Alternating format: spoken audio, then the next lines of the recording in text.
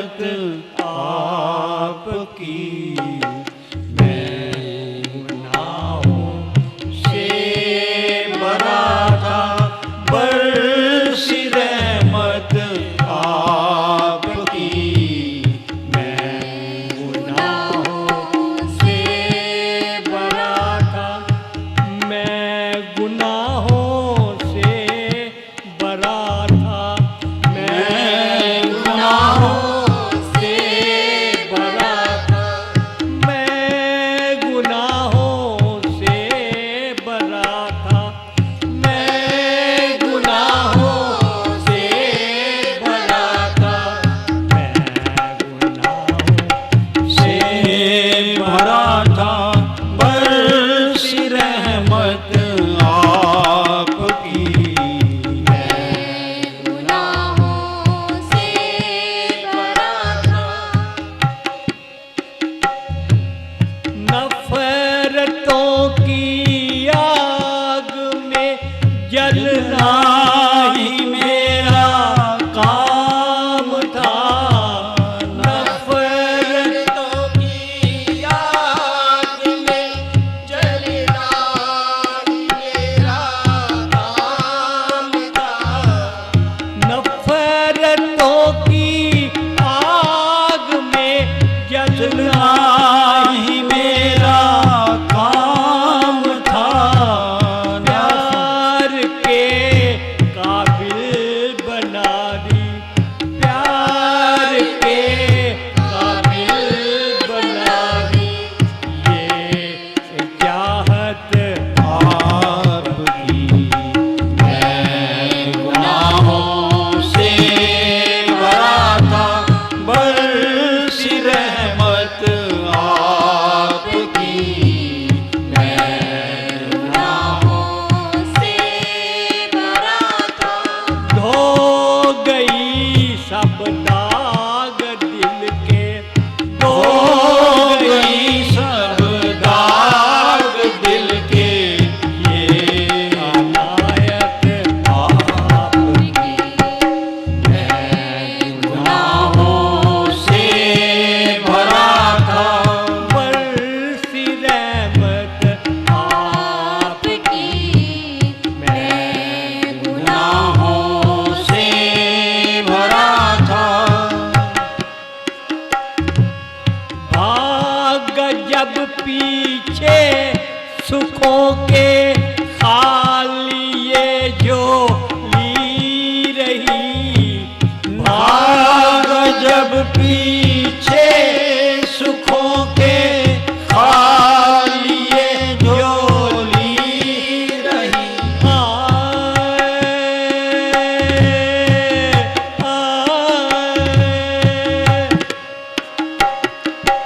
भाग जब पीछे सुखों के खाली ये जो ली रही, भाग जब पीछे सुखों के खाली ये झोली रही, भाग जब पीछे सुखों के खाली ये झोली रही, भाग जब पीछे सुखों के खाली ये झोली रही, भर गई दामन को मेरे भर गई दामन को मेरे, ये दौलत आपकी।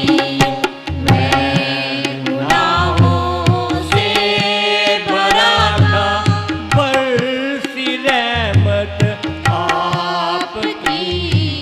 मैं गुनाहों से भरा था,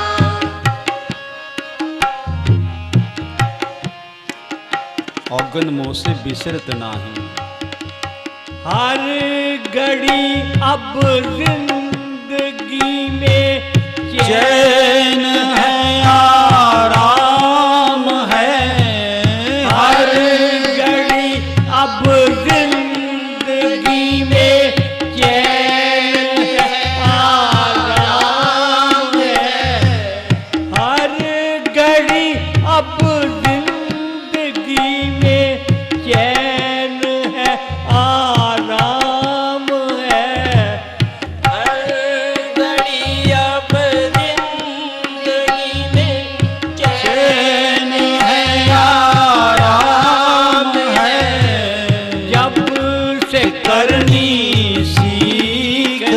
है, जब से करनी सीख ली है, ये आबादत आपकी मैं गुनाहों से भरा था, बरसी रहमत आपकी।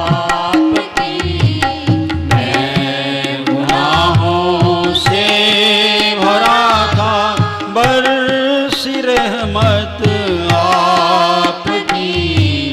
मैं गुनाहों से भरा संतों के साथ बेरा धीरे धीरे तर गया।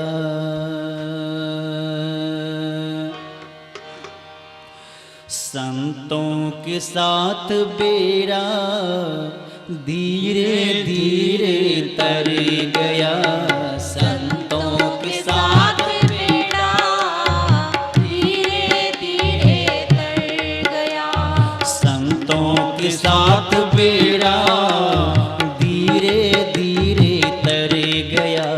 संतों के साथ बेड़ा धीरे धीरे तर गया।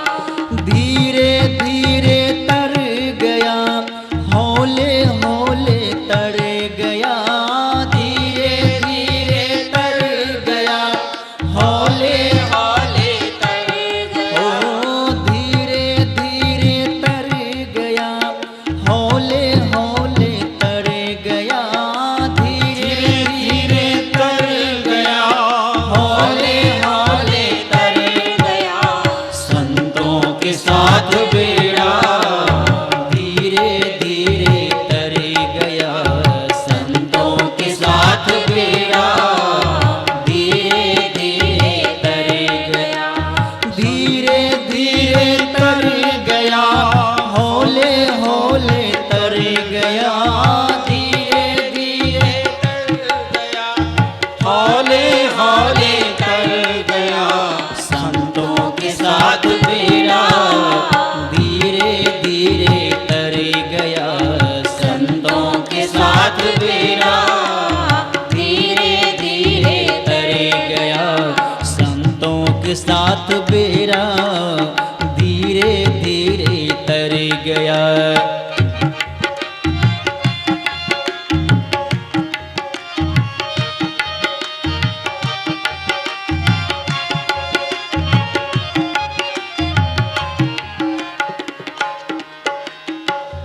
मीरा भी पार हुई दुनिया से धार हुई। मीरा भी पार हुई दुनिया से धार हुई। मीरा भी पार हुई दुनिया से धार हुई। मीरा भी पार हुई दुनिया से धार हुई। प्रेम की बेल बोई लोक की लाज खोई। प्रेम की बेल बोई लोक की लाज खोई। प्रेम की बेल बोई लोक की लाज खोई।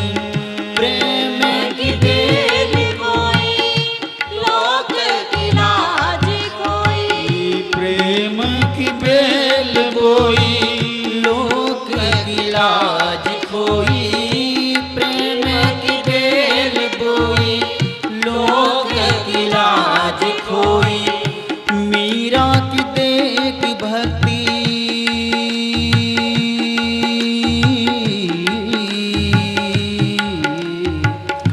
मीरा की देख भक्ति राणा जी भी डर गया। संतों के साथ बेड़ा धीरे धीरे तर गया। संतों के साथ बेड़ा धीरे धीरे तर गया। धीरे धीरे तर गया। हौले हौले तर गया। धीरे धीरे तर गया। हौले हौले तर गया। धीरे धीरे तर गया। हौले हौले तर गया। धीरे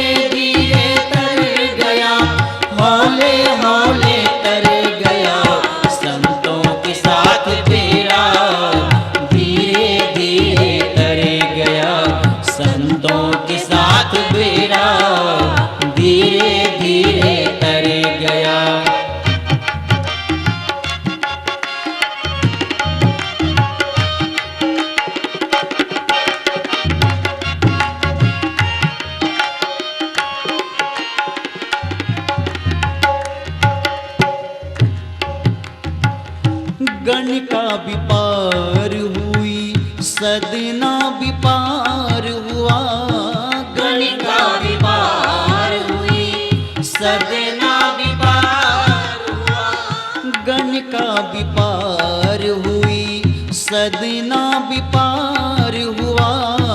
गणिका विपार हुई, सदना विपार हुआ। धन्य की साथ संगत ताही दीदार हुआ। धन्य की साथ संगत ताही दीदार हुआ। धन्य का खेत सारा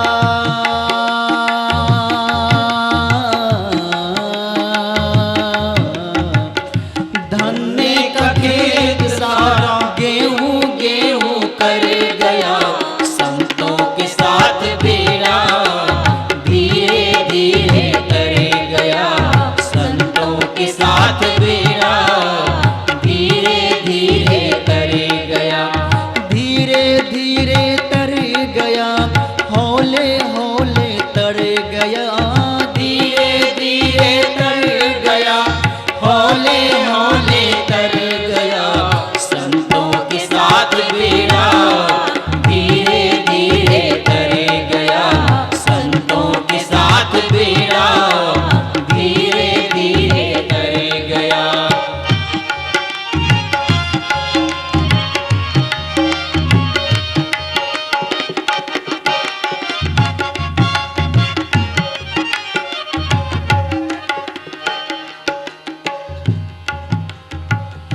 के बट है संत सारे जिन्होंने करोड़ तारे। के बट है संत सारे जिन्होंने करोड़ तारे। संत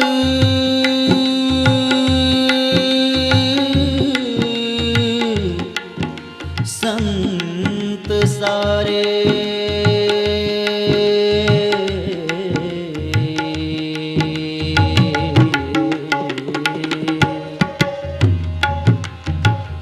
के बट है संत सारे जिन्होंने करोड़ तारे। के बट है संत सारे जिन्होंने करोड़ तारे। संतों की महिमा गाई,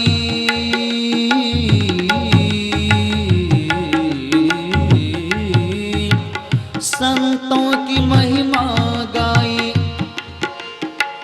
संतों की महिमा गाई। वेद पुराण प्यारे संतों की महिमा गाई। वेद पुराण प्यारे संतों के पास आके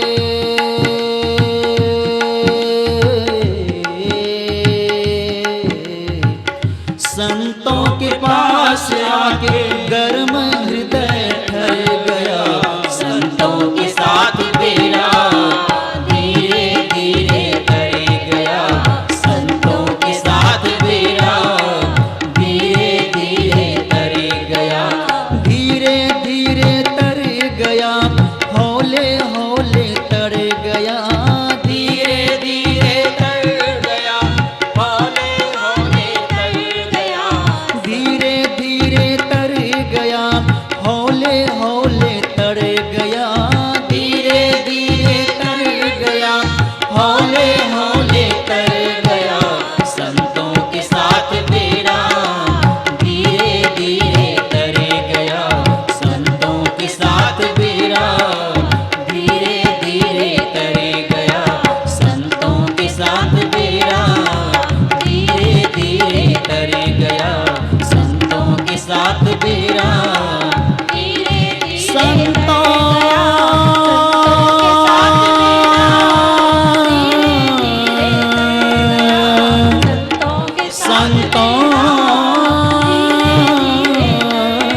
संतों के साथ बेड़ा धीरे धीरे तर गया।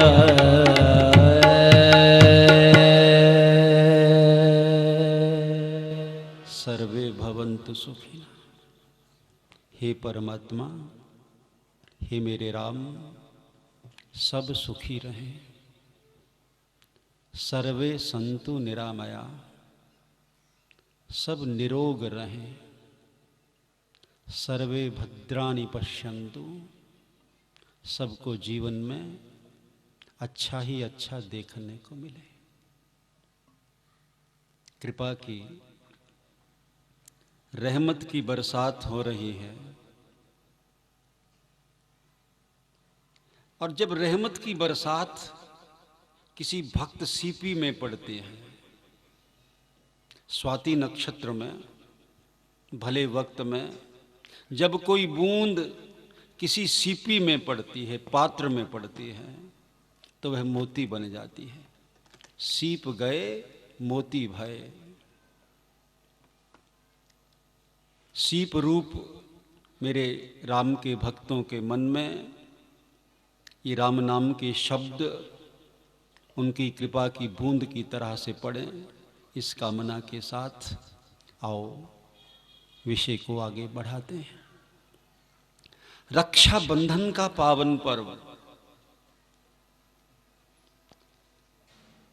विक्रमी संवत का, भारतीय नववर्ष का पहला पर्व। उसके बाद दुशहरा आएगा, विजयदशमी आएगी, उसके बाद दीपावली आएगी, होली आएगी। ये पहला पर्व आनंद का उत्सव, रक्षा का पर्व। दीदी जी ने कहा पिछली बार आपने हनुमान जी को राखी बांधी। राखी बांधने का अर्थ समझते हैं आप? किसको राखी बांधी जाती है? किसको रक्षा का बंधन बांधा जाता है? इसका अभिप्राय क्या होता है?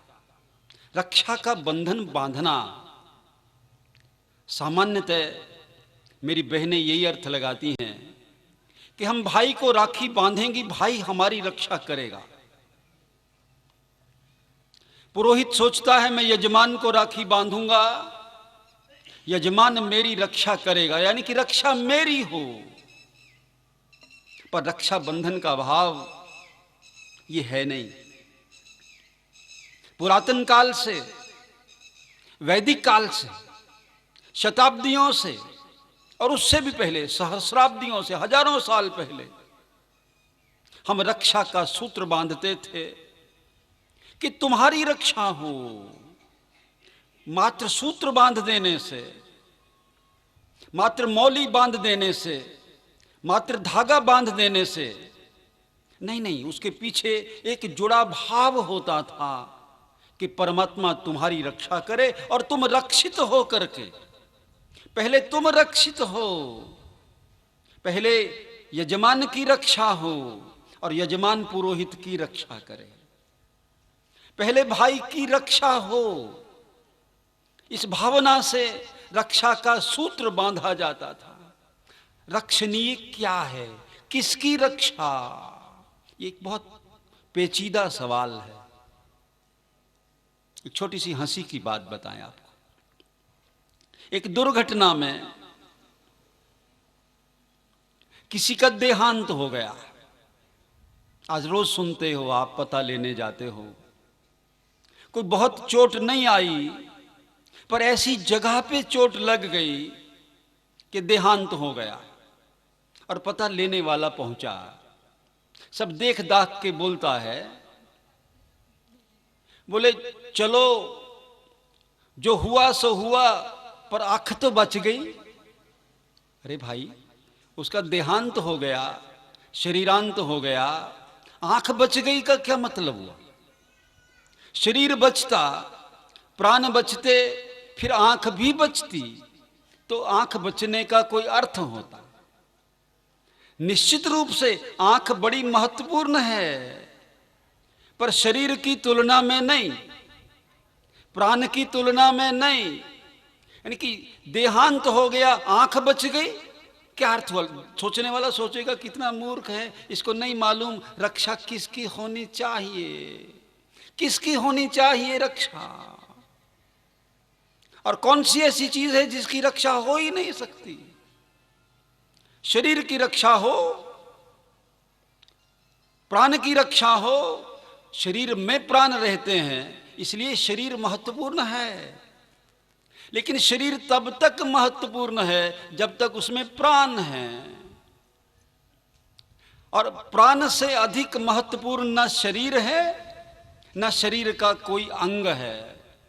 बहुत बार आप देखते होंगे अस्पतालों में डॉक्टर आपको बताता है कि भैया ये अंग काटना पड़ेगा तो प्राण बच पाएंगे। तो आप क्या कहेंगे उसको? कोई बात नहीं, अंग की चिंता नहीं, प्राण बचने चाहिए। यानी कि प्राण महत्वपूर्ण है अंग की तुलना में। तो रक्षा किसकी होनी चाहिए? अच्छा एक बात बताइए, कोई फल की रक्षा कर सकता है? आप कर सकते हैं, बड़ा पहरा लगा दो, कोई फल तोड़ नहीं पाए। फल बहुत अच्छा होता है, बहुत उत्तम होता है, पर फल की रक्षा नहीं हो सकती। क्यों नहीं हो सकती? आप रख लेंगे, रख लेंगे तो एक ना एक दिन पेड़ से वो अपने आप झड़ जाएगा। नहीं झड़ेगा तो क्या होगा? गल जाएगा, और खुद के साथ साथ टहनियों को भी गला देगा। फल की रक्षा आप नहीं कर सकते, तो टहनियों की रक्षा होनी चाहिए, ये तने की होनी चाहिए, या फिर जड़ की होनी चाहिए। तने पर शाखाएं आएंगी, शाखाओं पर फल लगेंगे, फल निश्चित रूप से महत्वपूर्ण हैं, रसीले हैं, पर रक्षा क्या फल की होनी चाहिए, टहनियों की होनी चाहिए, कि तने की होनी चाहिए, कि जड़ की होनी चाहिए? फल बहुत महत्वपूर्ण है, टहनियों पर लगता है इसलिए टहनियां महत्वपूर्ण हैं, टहनियां तने पर हैं इसलिए तना महत्वपूर्ण है। लेकिन तने में प्राण तब तक है जब तक उसके साथ जड़ जुड़ी हुई है। रक्षा जड़ की होनी चाहिए। रक्षा किसकी होनी चाहिए और कौन करेगा रक्षा? खतरा किससे है? अब प्राण की रक्षा की बात करें, कुछ लोग कहेंगे प्राण की भी जरूरत नहीं है। सीमा के ऊपर नौजवान खड़े हैं, प्राणों की चिंता नहीं करते। किसकी रक्षा होनी चाहिए? बोले देश की रक्षा होनी चाहिए। रक्षा और सुरक्षा की, देश सलामत रहेगा तो हम भी सलामत रहेंगे। देश महत्वपूर्ण है व्यक्ति की तुलना में। जान चली जाए कोई बात नहीं, 10-10 को एक ने मारा, फिर गिर गए होश गवा के।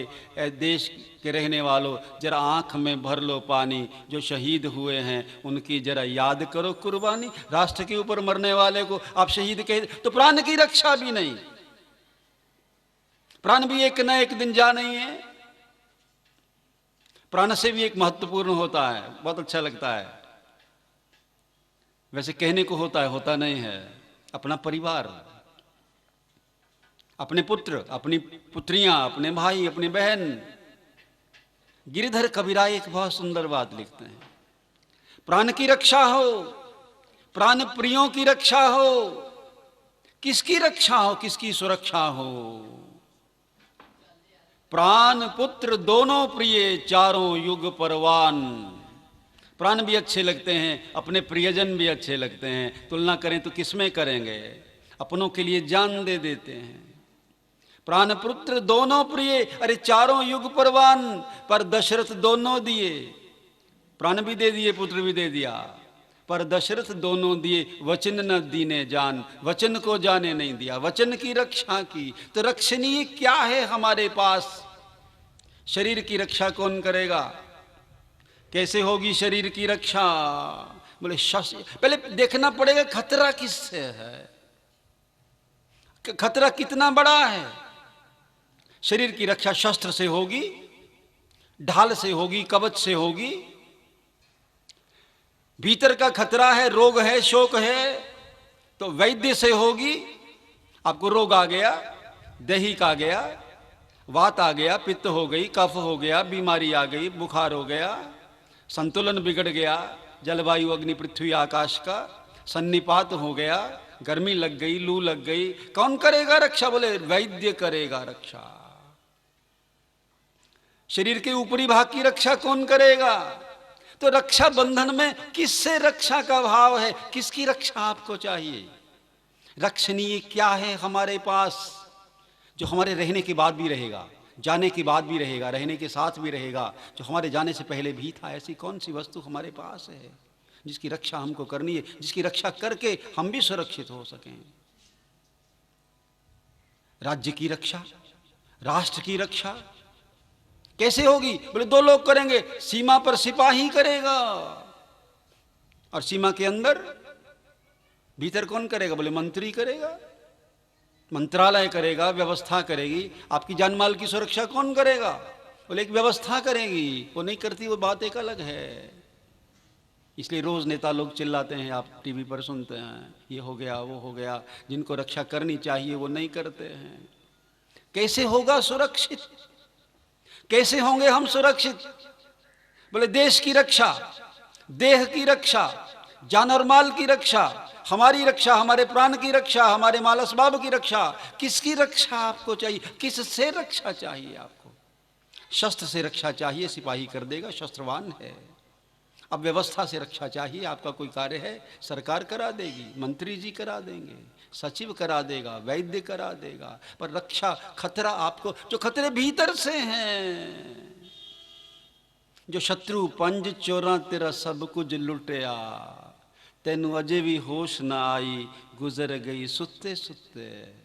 पंज चोरा तेरा सब कुछ लुटिया, कोठियों चुक तेनू गड्ढे विच सुटिया, तेनू अजे भी जाग ना आई, गुजर गई सुत्ते सुत्ते। कौन जगाएगा? इन शत्रुओं से रक्षा कौन करेगा? रक्षणीय क्या है हमारे पास? हमने कहा पिछली बार, आपने हनुमान जी महाराज को रक्षा का बंधन बांधा, आपकी रक्षा हो। एक बहुत सुंदर वाक्य है।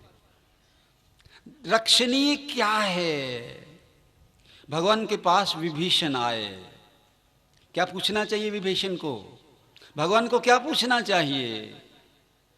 रक्षणीय क्या है उसके पास? सब कुछ छोड़ करके आ गया है।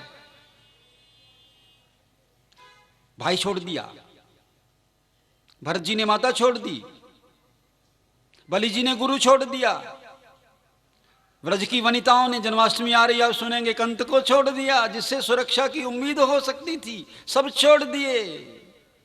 रक्षणीय क्या है?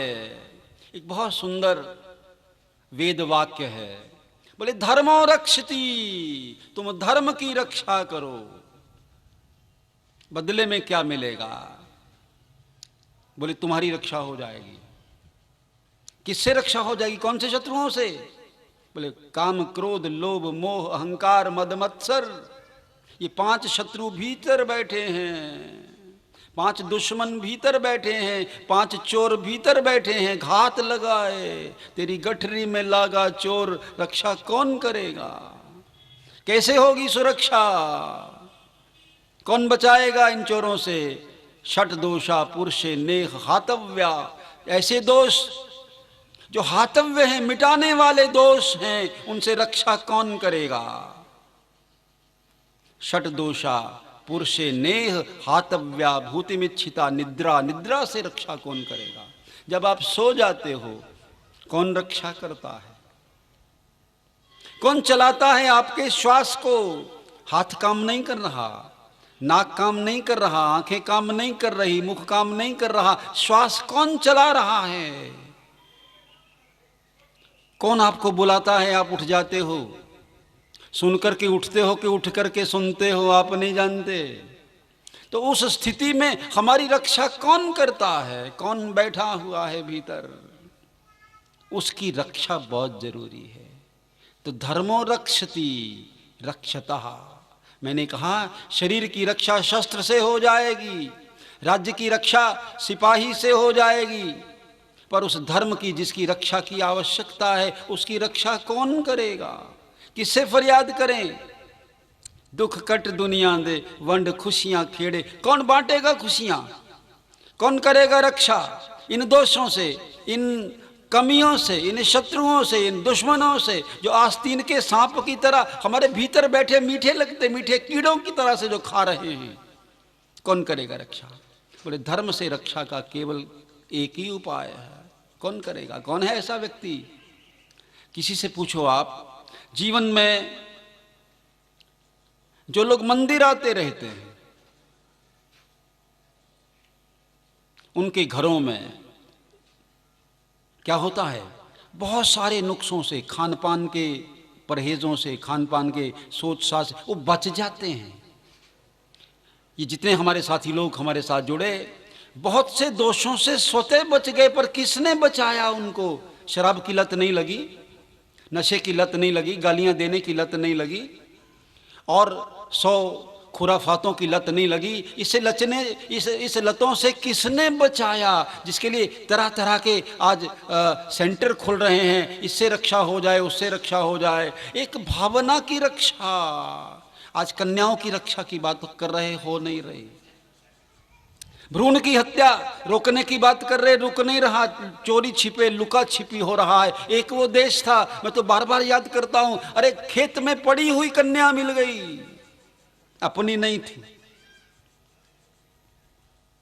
अपने कोख में पैदा होने वाली बच्चियों को मारने के लिए रामायण संदेश देती है रक्षा का। अरे खेत में पड़ी हुई हल चलाते हुए कन्या मिल गई और ऐसा पाल दिया। जनक की असली बेटी कौन थी कोई नहीं जानता है। जनक का नाम की, राम जी के यहाँ, दशरथ के यहाँ 4 पुत्र हुए। 4 पुत्रों ने जितना नाम किया उतना ही नाम, दशरथ से भी अधिक नाम जनक का हुआ। हम में क्या हुआ? हमने जिस दिन मुर्गी मारी उस दिन दया नहीं आई, फिर बकरी मारी उस दिन दया नहीं आई, ऐसे काम किए कि दया मर गई। अब दया मर गई तो बेटी को मारते भी दया नहीं आई, क्योंकि दया मर गई। वो दया के धर्म को कौन बचाएगा? धर्म जब तक बचा रहेगा, धर्म का अर्थ मंदिर नहीं है, धर्म का अर्थ कोई ग्रंथ भी नहीं है, धर्म का अर्थ एक जीने की पद्धति है, एक सोच है, सद्गुण है। उनकी रक्षा कौन करेगा? जैसे मैंने कहा, सचिव राष्ट्र की रक्षा करेगा, वैद्य शरीर की रक्षा करेगा, धर्म की रक्षा कौन करेगा? कैसे होगी धर्म की रक्षा? धर्म की रक्षा का जिम्मा सतगुरु के नाम है। रक्षणीय है, रक्षणीय है सत्य, रक्षणीय है धर्म। इसलिए सतनाम सतनाम सतनाम, वाहे गुरु वाहे गुरु वाहे। उस सत्य नाम की रक्षा, सत्य की रक्षा, धर्म की रक्षा, भीतर के सद्भावों की रक्षा, दुर्भावों से बचना। बचाएगा कौन? कैसे कैसे कैसे बचाएगा? एक बहुत सुंदर, वो शब्द ही लुप्त होता जा रहा है। मैं नहीं समझता कि उस शब्द को हम में से आधे लोग समझ पाएंगे या उन्होंने सुना भी होगा। माँ अपने बेटे की रक्षा कैसे करती है? उसको कौन सी विद्या आती है? गुरु अपने शिष्य की रक्षा कैसे करता है? उसको कौन सी विद्या आती है? तो जो एक शब्द मैं इस्तेमाल मेरे मन में कल से परसों से या इससे भी 2-4 दिन पहले से घूम रहा है, ठंड न लग जाए बच्चे को, यही प्रार्थना करें जो प्रार्थना कर रहे थे, हमारी रक्षा करो, त्राहिमाम त्राहिमाम त्राहिमाम। विभीषण के पास जब पहुंचे, विभीषण पहुंचे भगवान के पास, भगवान को क्या पूछना चाहिए था? लंका में क्या चल रहा है भैया? सीता जी कहाँ हैं? उनको कोई कष्ट तो नहीं है? स्वस्थ तो हैं? प्रसन्न तो चलो नहीं होंगी, स्वस्थ तो हैं, राजी तो हैं, सकुशल तो हैं। क्या पूछना चाहिए? क्या है लंका में खतरा? किस चीज को है? शरीर को सबसे बड़ा खतरा हो सकता है। रावण ने तो धमकी दे दी, मास दिवस मह कहा न माना तो मैं मारवी काढ़ कृपाना, मैं कृपान निकाल करके मार दूंगा 1 महीने में मेरा कहना नहीं माना तो। पर राम जी उससे क्या पूछते विभीषण से? हमने कहा रक्षणीय क्या है? क्या पूछा विभीषण से? खल मंडली बसहु दिन राती। आप लोगों से भी, कलयुगी जीवों से, हमसे, ऋषि जी से, दीदी जी से, इन सब से, हम सब एक ही नाव के सवार हैं हम सब, और एक ही नाविक हैं हमारे, कर्णधार हमारे एक ही हनुमान जी महाराज। हम सब राम नाम की नौका में बैठे हुए हैं। कोई पूछे क्या हाल है, हम कहें बहुत अच्छा है, हमें कोई चिंता नहीं है। एक बड़े खड़े हैं ना 70 फुट ऊंचे, आज तो सुंदर रूप में खड़े हैं। एक बड़े की वर्द छत्र छाया के नीचे हम अपने दिन बिता रहे हैं, बड़े सुखी हैं। पर राम जी क्या पूछते हैं? सुखी हो तुम? खल मंडली बसहु दिन राती, सखा धर्म निबहे के ही भांति। तुम धर्म का पालन कैसे करते हो? सवाल जीवन का नहीं है, सवाल जान का नहीं है, सवाल प्राण का नहीं है। एक प्रश्न करते हैं, तुम धर्म कैसे? सखा धर्म निबहे के ही भांति। कलयुग में रह करके जहाँ सब तरफ रिश्वत का बोलबाला है, जहाँ सब और घूस की मुट्ठी गर्म है, सखा धर्म निबहे के ही भांति। धर्म को बचाने के लिए, अच्छा किसी को बहुत बड़ी गाली देनी हो, आपको बड़ी बड़ी गालियाँ आती हैं, आप में से कौन कौन, चल बहनें तो नहीं देती, हमारे पुराने वक्त में बहनें भी दिया करती थीं, बहनें तो ज़्यादा सभ्य हो गई हैं, लेकिन स्कूल कॉलेजों में आज भी बच्चे गालियाँ देते हैं। और कभी कभी जब गाली देने वाला बच्चा मुझे मिल जाता है तो मैं उसको पकड़ लेता हूँ, पकड़ करके उसके गर्दन में हाथ डालता हूँ, गलबैयाँ डालता हूँ, और वो कहता है सॉरी सर। मैं उससे पूछता हूँ किस बात के लिए सॉरी कर रहे हो? मैंने तुम्हें कुछ नहीं कहा, मैंने तो तुम्हें प्यार किया है, सॉरी किस बात के लिए बोल रहे हो? बोले मैं गाली दे रहा था। अच्छा उसके लिए क्षमा मांग रहे हो, इसका मतलब ये है, और मैंने तो तुम्हें बताया नहीं कि गाली मांगना गलत, गाली कर देना गलत बात होती है, फिर तुम क्षमा क्यों मांग रहे हो? इसका मतलब तुम्हें पहले से पता है कि गाली देना गलत बात है, इसके बावजूद तुम दे रहे हो। और फिर कभी कभी मैं पूछ लेता हूँ, मैथमेटिक्स आता है, गणित आता है, 5 मिनट में 3 गालियाँ देंगे तो एक दिन में कितनी देंगे? जरा कैलकुलेट करके बताओ। यानी कि जीवन से, धर्म जीवन का एक अंग है। तो जो मैं शब्द कह रहा था वो प्रार्थना करना, आप हमारे लिए भी करना, अपने लिए भी करना। और आप तो कर रहे थे, दुख कट दुनिया दे, दुनिया के कष्टों को दूर कर दे, नानक नाम चढ़दी कला। वैसे तो किसी को पता ही नहीं चढ़दी कला का मतलब भी क्या होता है। नानक नाम चढ़दी कला, लेकिन किसकी होगी चढ़दी कला ये स्पष्ट है। चढ़दी कला क्या होती है? कोई अच्छी चीज होती होगी, तभी तो कहते हैं नानक नाम चढ़दी कला। किसकी होगी? बोले जो मांगेगा सर्बद दा भला, जो सबका भला मांगेगा उसकी चढ़दी कला हो जाएगी। तो माँ क्या करती है? बच्चे की रक्षा कैसे करती है? वो डॉक्टर नहीं है, उसको ठंड लग जाए, उसको शीत लग जाए, उसको हवा लग जाए, उसको पेट में तकलीफ हो जाए, वो बोल नहीं सकता है। कितने काम वो करती होगी, लेकिन एक काम जो माँ करती है, और मेरी माताओं बहनों, वो काम आपने छोड़ दिया है। क्षमा करना मुझे, वो काम आपने छोड़ दिया है। 2-3 काम ऐसे हैं जो आपने छोड़ दिए, दोबारा शुरू कर लो। उससे बढ़िया, उससे सुंदर रक्षा का उपाय नहीं हो सकता। हमारी माँ क्या करती थी, जब ठंड होती थी तो जो मैं शब्द बोलने जा रहा हूँ, मैंने कहा आपने में से बहुतों ने सुना भी नहीं होगा, सुना होगा तो अर्थ नहीं मालूम होगा, अर्थ भी चलो हम बता देंगे। हमारी माँ हमें ठंड से बचाने के लिए अपनी बुक्कल में ले लेती थी। बुक्कल समझते हो? ऐसे ऐसे करके बच्चे को भीतर कर लेना और उसको बुक्कल में ले लेना। उस बुक्कल में वो बच्चा सुरक्षित महसूस हो जाता था, करता था। बाप भी इतना नहीं कर सकता था, बाप भी अत्याचारी हो सकते हैं। बड़ा उदाहरण है हमारे सामने। उत्तानपाद ने कह दिया ध्रुव को मेरी गोद में मत बैठो। सुरुचि ने कह दिया अगर राजा की गोद में बैठना था तो मेरी कोख से जन्म लेना था। विमाता ने कह दिया। हिरण्यकशिपु ने पहाड़ से फेंक दिया प्रहलाद को। पिता हैं, सगे पिता हैं। होलिका को कह दिया इसको गोद में लेकर के बैठ जाओ, चादर ओढ़ लो, तुम नहीं जलोगी ये जल जाएगा। पर मां बुक्कल में लेकर के बैठती थी। ऐसे सदगुरुदेव प्रार्थना करो हमें बुक्कल में लेकर के बैठ जाओ, हमें गोद में लेकर के बैठ जाओ। दुनिया की, और बड़ा सुंदर एक पंजाबी में ट्रकों पर लिखा रहता है, तूफान से रक्षा चाहिए। मैंने बहुत बातों से रक्षा की बात की, तूफान से रक्षा की बात भूल गया, आंधी से रक्षा की बात भूल गया, झंझट से, झंखाड़ से रक्षा की बात भूल गया। तो बड़ा सुंदर शब्द इस्तेमाल किया, सतगुर तेरी ओट, तेरी ओट में बैठे हैं, तेरी शरण में बैठे हैं। शरणागत होकर के हम सुरक्षित हो जाएंगे, बुक्कल में आकर के हम सुरक्षित हो जाएंगे। हम उसके, आज की भाषा में कहें, न्यूटन की भाषा में कहें तो उसके मैग्नेटिक फील्ड में आकर के, उसके चुंबकीय क्षेत्र में आकर के, माँ कुछ नहीं कहती, कुछ नहीं करती, गोद में लेकर के सीने से लगाती। गर्मी कहाँ से आती? कंबल से नहीं आती है। गर्मी तो माँ के अपने शरीर से आती है, जो बच्चे को रक्षित भी करती है, सुरक्षित भी करती है। ऐसे ही गुरुदेव महाराज का रक्षा सूत्र आज आपको यहाँ से मिलेगा, उसको कलाई पे बांध लीजिए। कोई बात नहीं, कलाई दूसरा देखता है। अपना जो मंदिर बनाया आपने, वैसे तो आपके हर घर में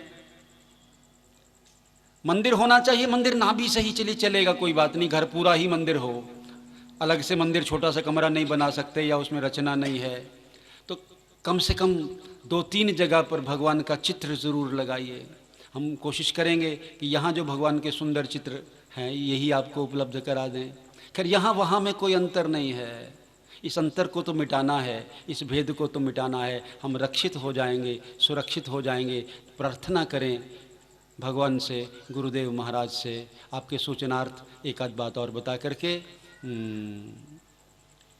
जन्माष्टमी का पर्व आप कहोगे 2 दिन है, हम किस दिन मना रहे हैं? हमारा बस चले तो हम 365 दिन मनाएं, पर हमारा बस नहीं चलता है। हाँ जी, आप भी सुन लो जी।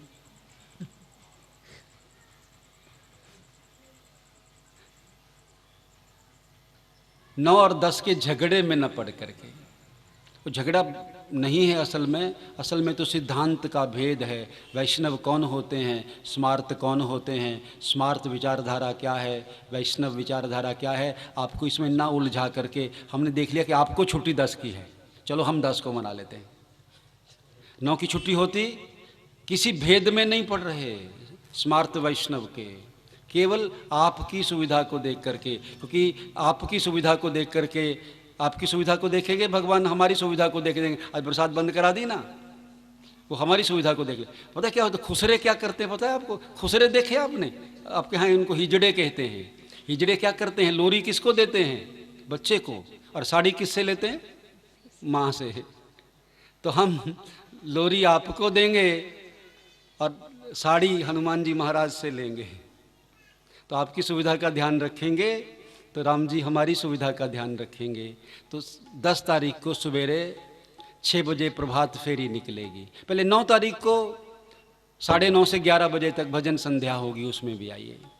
कुछ लोगों को लगता है कि हमने तो 9 को व्रत रख लिया, क्या करें, सिद्धांतों के फेर में पड़। कोई सिद्धांत नहीं सिवाय प्रेम के आगे, प्रेम के आगे कोई सिद्धांत नहीं, कोई नियम नहीं, केवल आपके कारण से। भगवान जगत में आए, आपके लिए आए, योगियों के लिए, ऋषियों के लिए, मुनियों के लिए नहीं आए। वो तो अपने आप भवसागर को पार कर लेते, वो इतने समर्थ थे। ऐसा नहीं कि वो उनका कोई दोष, वो समर्थ थे। वो तो भगवान हम जैसे कमजोरों के लिए, हम जैसे दीनों के लिए, हम जैसे गरीबों के लिए, हम जो कुछ नहीं करते उनके लिए आए।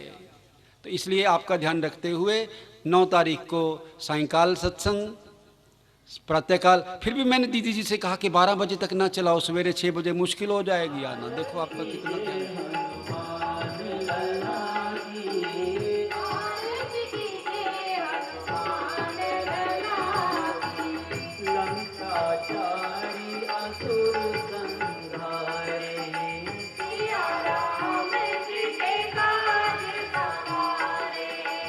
लक्ष्मण